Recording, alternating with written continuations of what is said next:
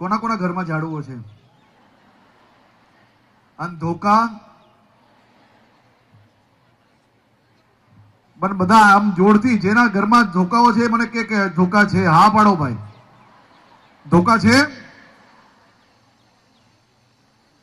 તો જે લોકો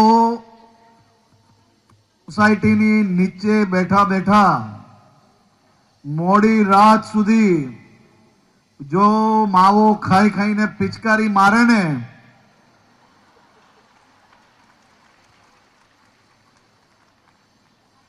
આ બરાબર છે? આ દિશા એકદમ જોરથી મને સંભળાતું જ નથી ને.